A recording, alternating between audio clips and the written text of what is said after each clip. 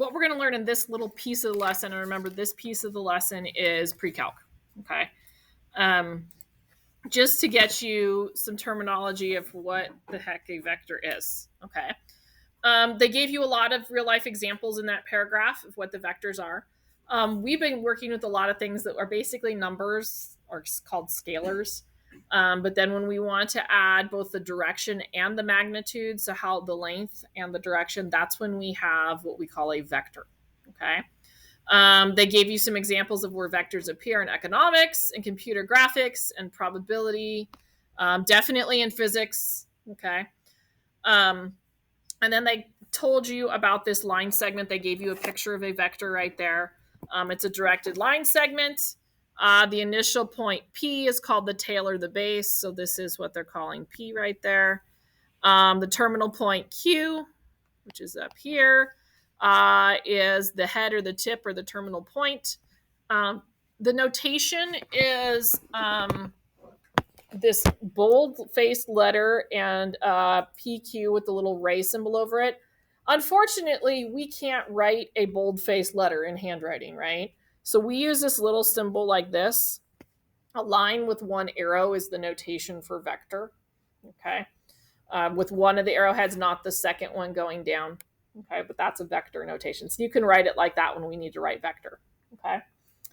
The magnitude or length is this double like parallel lines on each side. So magnitude is the length of the vector. And it measures how far it is from P to Q, okay? Most textbooks give you bold-faced letters, okay? I'm not super worried about the parallel, the translation equivalent. We can start at the initial point at the origin. That's the standard position, okay? Every vector can be translated so that its tail is at the origin. So we should be able to get it back to the origin if we translate it. All right, let's read through scalar products and vectors there, and we'll talk about these little pictures of vectors really quick. So scalar is another word for real number. You've been doing scalars since kindergarten, okay? The product of a vector and a scalar is the vector that is k times as long as v. So when a scalar is positive, then the product kv has the same direction as v. If it's negative, then the vector has the opposite direction of v. So we're going to draw some pictures of vectors and just show you the differences between the two, okay?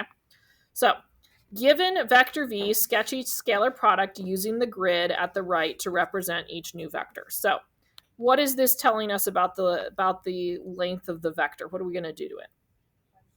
Twice as long. Okay, so it's going to go the same direction but be twice as long. So this is my original. I have to make it twice as long. So there's 2v. I'm not quite as parallel as I should be, but. All right. What's the change here? It's negative. So that means my head and my tail are basically going to swap spots. Okay, we're going to start here and go the opposite direction.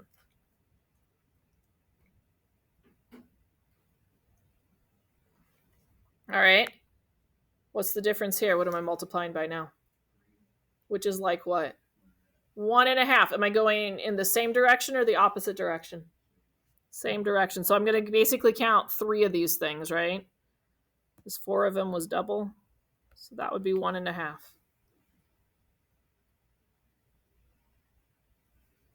Okay, what's our change on the 4th one? So we're cutting it in half, right? We're going the same direction or opposite? Opposite direction cut in half. So it'd be like this. That's it. You will never have to draw a vector on the AP test. That was just to get you an idea of what a vector looks like. Okay? So we do not draw vectors on the AP test. We just calculate derivatives about them. All right, let's talk about component form. All right. If v is a vector in the plane whose initial point is the origin and whose terminal point is AB, then component form of v is given by v, the vector v equals AB. And it's got these funky brackets. Do you notice how they're angle brackets? Okay.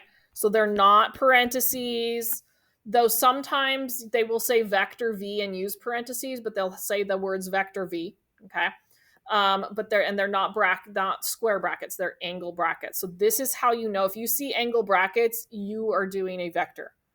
Your position, velocity, acceleration problem is going to be vectors, okay, on your AP tests, on your free response probably, okay? So we call A and B the components of the vector, okay? This is basically your X component, and this is basically your Y component. Very similar to how in parametric equations, remember we had an X equation and a Y equation? This is parametric, except they just put it in a fancy format, okay? They basically are saying, this last was saying we have a zero vector if both of your component, your initial point and your terminal point are zero, okay? All right, to calculate the magnitude, they gave you a couple points. The initial and terminal point, those are the initial and terminal points for the vector v. So the distance formula gets us the magnitude. What is that basically the formula for? It's not slope. It's one of our other favorites.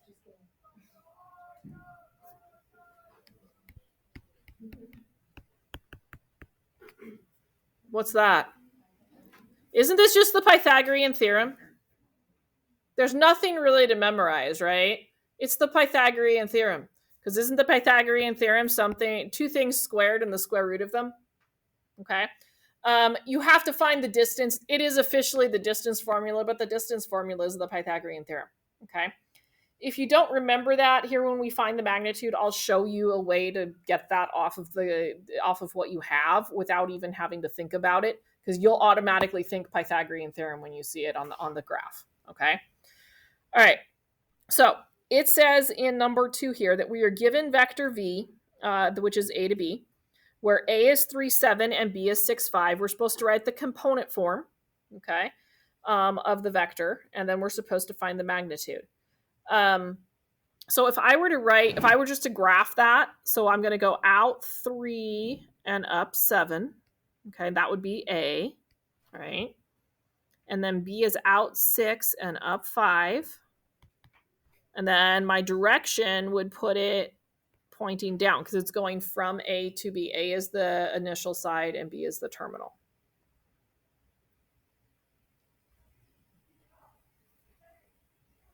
Okay, to get the component form, we have to subtract. So our vector v, okay, equals, and I'm going to put my little work inside my angle brackets. I'm basically going to subtract the x's and subtract the y's. So my x values would be 6 minus 3. And you always do the terminal minus the initial. Okay, so terminal minus the initial. All right, and then my y values would be 5 minus 7. The order matters, right? Because of your positive negative thing. Okay. All right, so vector v, what's 6 minus 3? 3. What's 5 minus 7? Negative 2.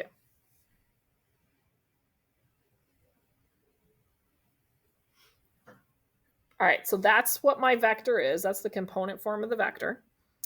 To find the magnitude, think about what I have here. Okay, so if I'm trying to find the length of that vector, don't I have a right triangle?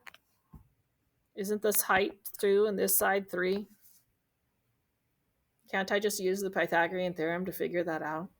Okay, so do I really need to memorize this? It'd be handy if I knew it, but I could, if I drew the picture, I could find it with the Pythagorean theorem. Okay, do I already know these lengths of this? Look at where these lengths are hiding. Aren't they those? So if I have the component form of the vector, I'm just squaring those two components and taking the square root of it for the magnitude. Okay, so the magnitude of my vector equals the square root of 3 squared plus negative 2 squared.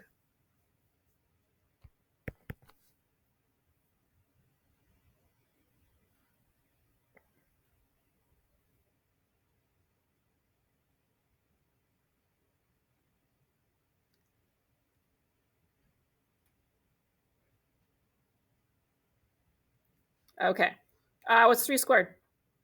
Sorry, I was waiting for you to catch up and I was reading ahead.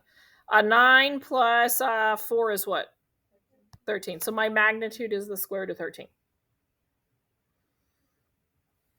All right, this is our original vector, okay? Really so what they're talking about, the translated vector, which you're not going to need this at all for AP at all, is all they're doing is bringing it down and putting it off of the origin. So that's the translated vector v that they're talking about. I wouldn't worry about it too much. Okay. Okay.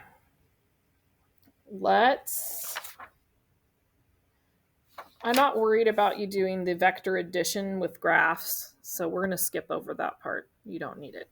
Okay, let's just talk about operations so you know basic operations on these things, and then we'll try to get into some calculus. We're not going to do unit vector. I was borrowing, and I'm like, oh, I can use this part and this part and this part. Okay, so they give us a couple vectors there. They're saying basically operations go by component wise. Okay, so if I'm going to add vector v and vector w together, I add their x components and then I add their y components. Okay, if I'm going to subtract, I subtract. If I put a scalar in front, I'm going to multiply both of them by the scalar. This is basically just the identity vector, saying if I add 0, I can add 0 in either direction and I get the original vector back. Okay. All right, so we're just going to play with these numbers that are there. Okay. So all I'm going to do in this first one is I'm going to multiply by the scalar. So I'm going to go -3 times -3, 8 for my unit vector. Sorry, for my components. All I'm literally doing is distributing that in. So nothing that we haven't done before. Okay. So that would be, what would my x component be? 9, and my y component? That was rough. Right? Okay. On the next one, I not only have to multiply by a scalar, but I have to subtract. Okay. So let's see. U is here. I'm just looking up at these. Okay, so u is the -3/8. So I'm going to go 2 times -3/8 minus 3 times 5, 2.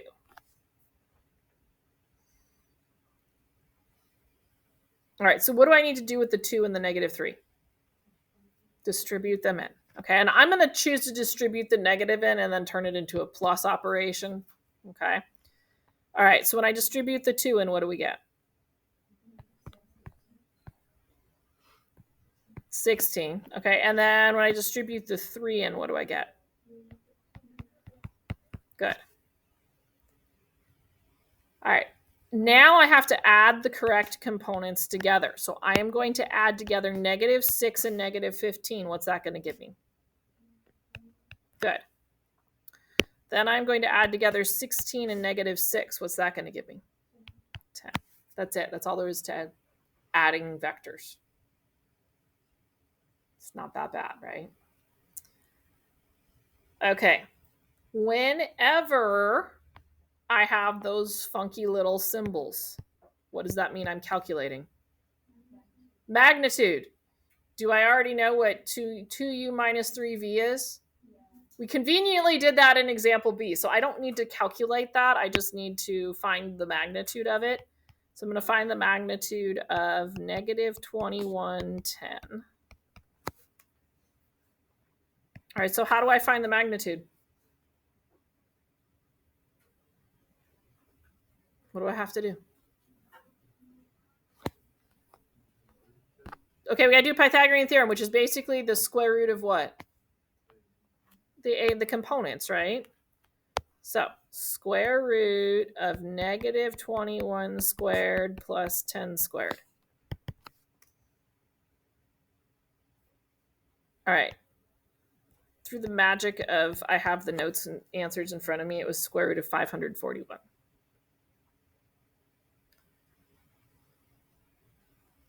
Okay, so here's what I want you to do in D. Okay. I want you to start by finding your u minus v vector, the new one, right? What's the new one? Okay, and then find the magnitude of it. So I'm going to give you a minute or so to do that on your own.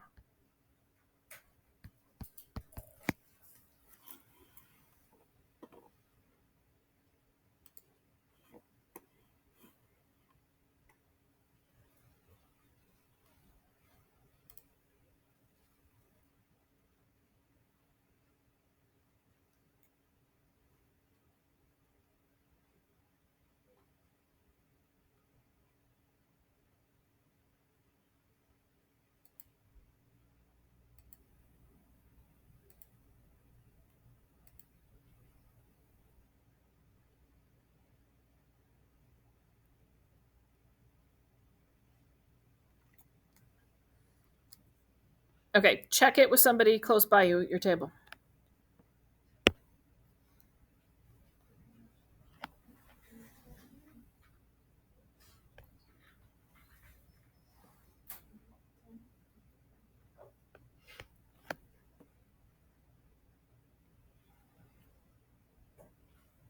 -8 and 6. We good? Did I do it right? Because we had to do 3 minus 5 would be -8, and then 8 minus 2 would be 6. Everybody good? Okay. Square root of -8 squared plus 6 squared. What'd you end up with? Should have been 10 as your final answer. Isn't that a Pythagorean triple? 6, 8, 10? Okay. It's scaled up 3, 4, 5. All right, that's all we're going to do on the pre-calculus part. So you at least have an idea of should have an idea of what a vector is and what it kind of looks like. Okay. All right, so let's flip down to these. Okay. And let's see. Let me find the. I'm going to go back to my last year's stuff or 2 years ago. See if I can find my essential question here. Nope.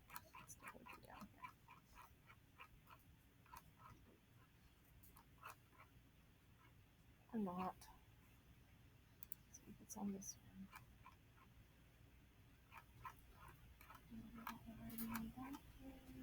Okay. Here's the essential question. Okay, so put this up at the top somewhere. There's your EQ. I'm looking at them.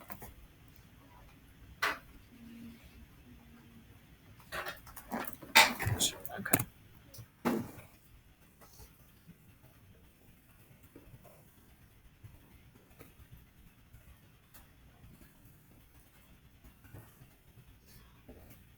Okay.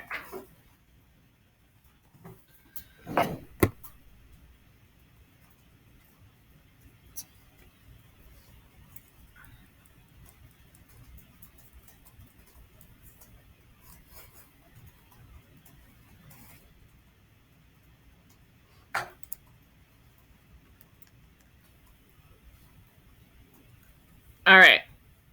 This is ridiculously easy. Okay. You're going to like it. All right. It's going to make like sequences and series, like the series unit, like, why didn't we do this one instead? We basically need to be able to find the derivative of what we call a vector valued function. All that stuff on those bullet points are what we just did, right? The only thing we didn't really talk about is vectors having a horizontal and vertical component. But isn't that the same thing as parametric has this too? Right? We were talking about parametric before break. So parametrics also have a horizontal and a vertical component. Okay. But that's the only thing we didn't talk about in the first part of the notes there. Okay. So it's asking us in number 1, and this is just review from what we just did. It doesn't hurt us to do it one more time just to make sure. We're supposed to find the component and magnitude of the vector that has the initial point of 1, 2, and 5, 4. To get component form, what do I have to do? Go back and look. We just did it, right? We did it up here. It's a little bit up. So what did I have to do to get component form?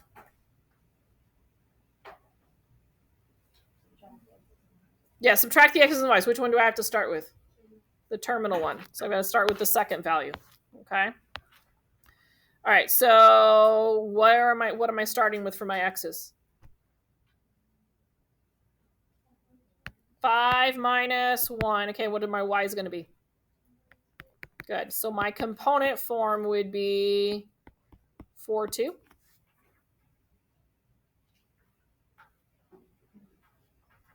Okay.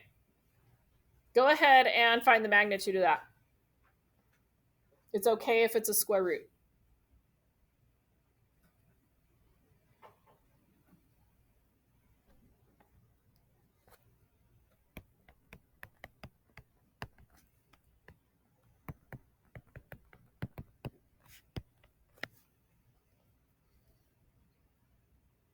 Everybody good with square root of 20? Okay. I'm not worried about you breaking. We don't break radicals down in calculus, right? That's a waste of our time.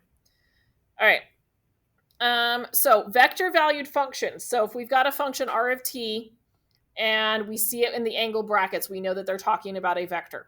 Okay, so it's got the f component and the g component. G, it looks like an f function and a g function, right?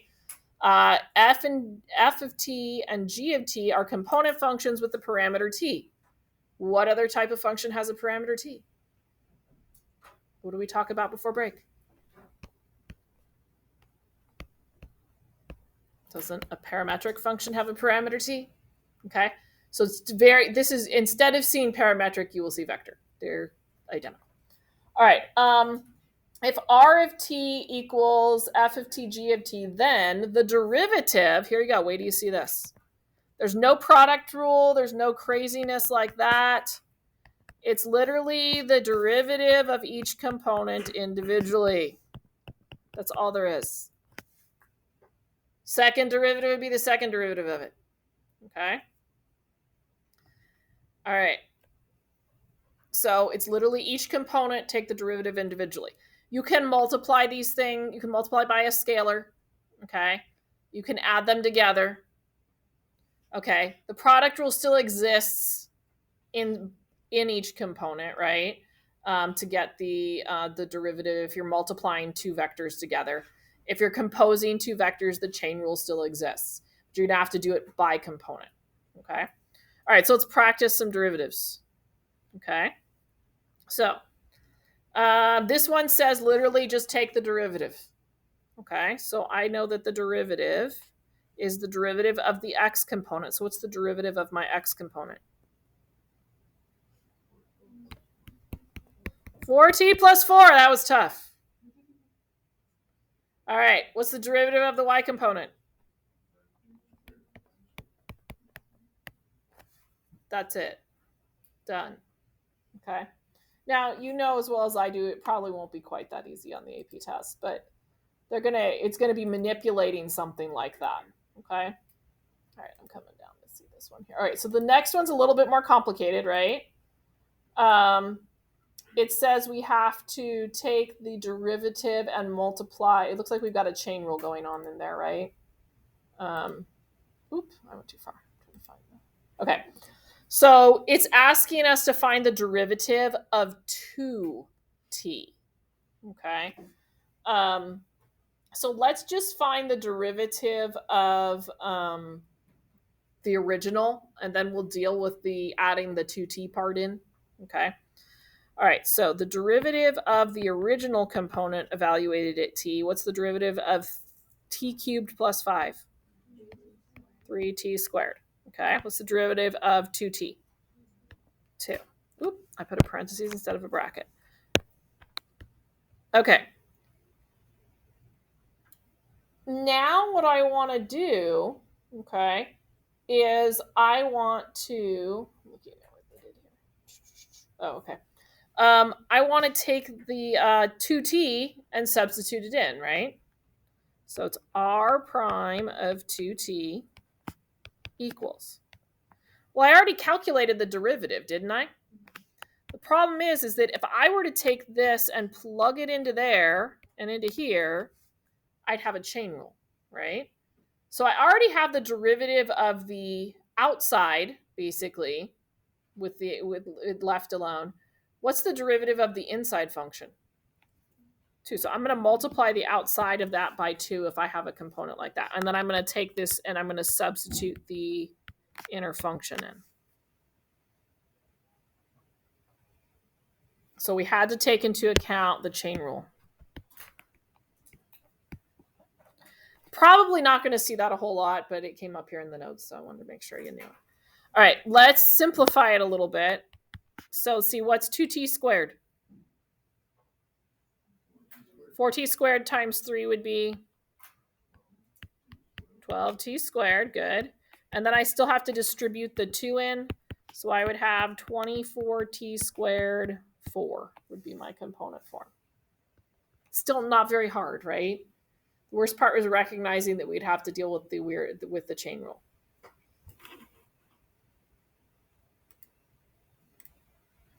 Okay. What I want you to do next, okay, is read number 3 to yourself there.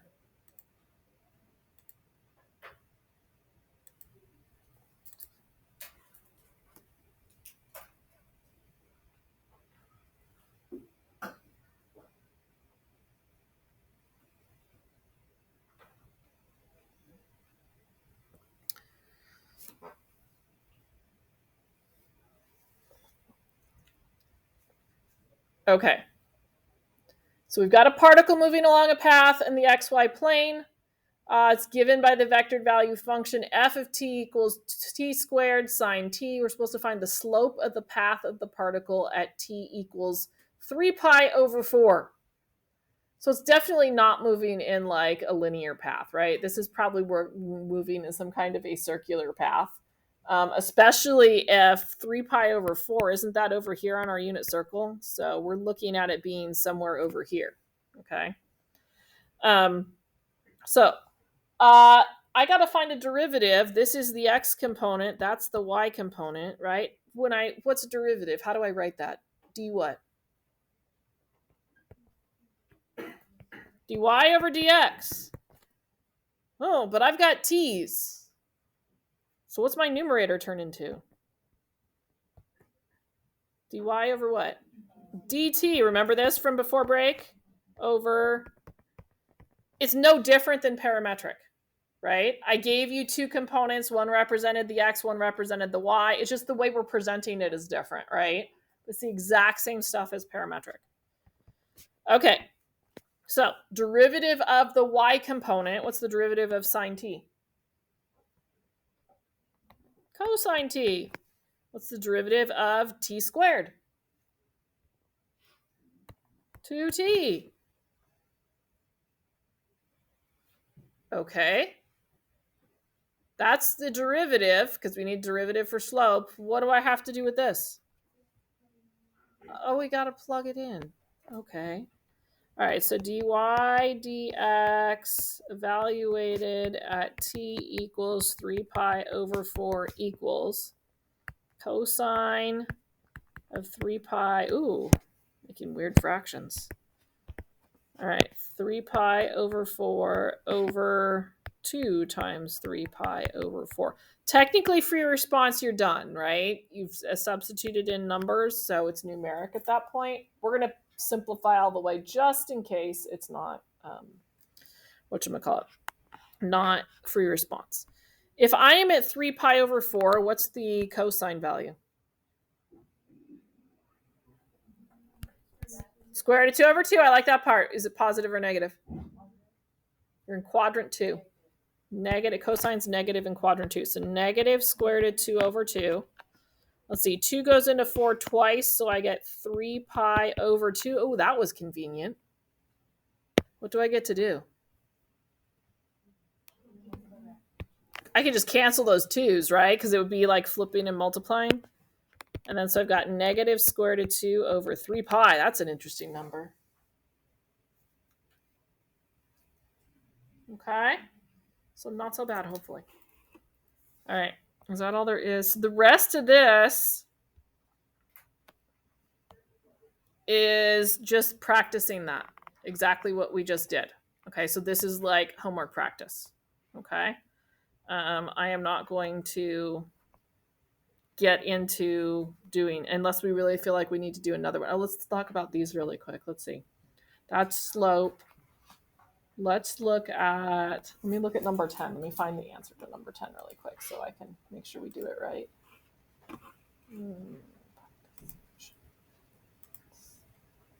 I will find answer keys and put them out there for you too. But okay.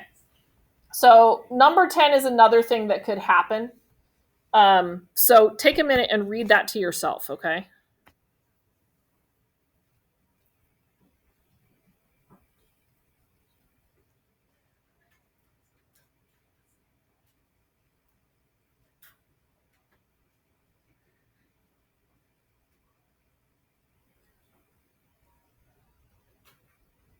Okay.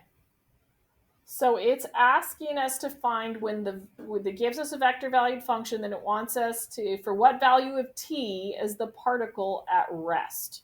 Okay. So when are we at rest? Do you remember from our position, velocity, acceleration? When is the particle at rest? So if I'm just talking, let's talk functions, not vectors, okay? Technically, aren't we at rest when the slope is equal to 0? Okay. So when my components are equal to 0, or my derivative is equal to 0, that's when the particle would be at rest. Okay. So I am going to find the derivative of each component and set it equal to 0. Okay. And that should give me the time that I am at rest when I am great. Notice I have a domain, right? I have to be greater than 0. All right, so we're going to find the derivative of the x component, and we're going to find the derivative of the y component.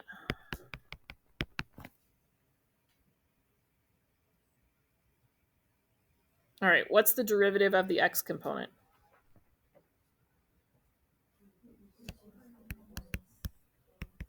Three t squared minus. So they're testing your power rule derivatives for AB right here, aren't they? So they're not going to give you simple power rule derivatives unless they're in a vector. All right, what's the derivative of the y component? 6t squared minus 24. Okay, if we're looking for, now we're supposed to do what with it? When is it at rest? When it's equal to 0. Okay. All right, so we got to solve that. What am I going to have to do here to solve? Yep, what's your greatest common factor? 3t, good. Let's see, we're left with t minus 4.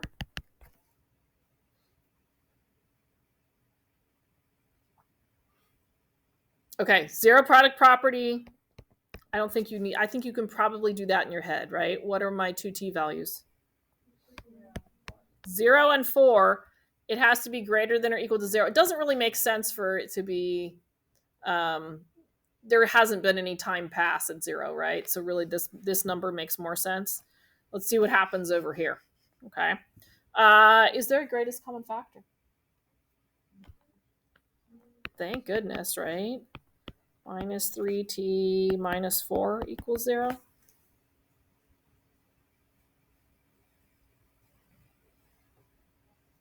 Okay, what do you have to do to that one there? Factor using magic X. We'll let you do that part, so figure it out with the magic X.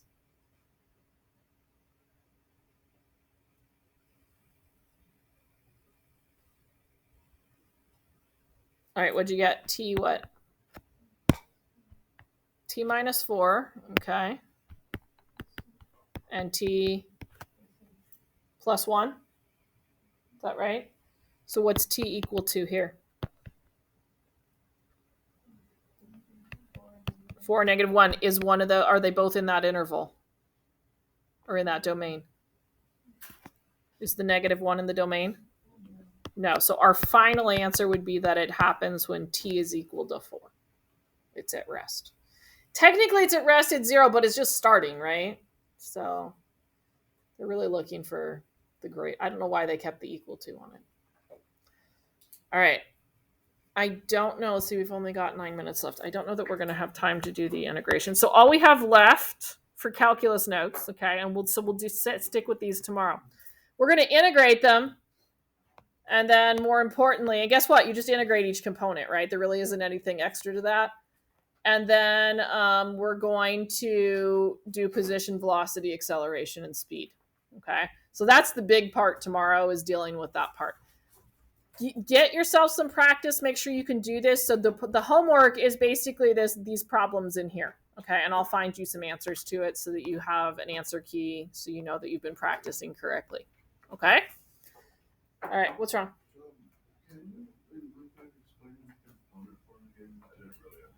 All you have to do is take the terminal minus the, I'll go back up.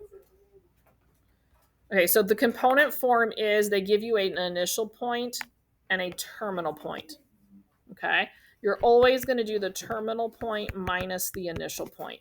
by the x value and the y value. So the x value, subtract them, but with the terminal first. Okay. And then the y value, subtract them with the terminal first. Okay. Does that make sense? Okay. It's kind of a shortcut notation for writing the 2 points, right? Basically. Okay.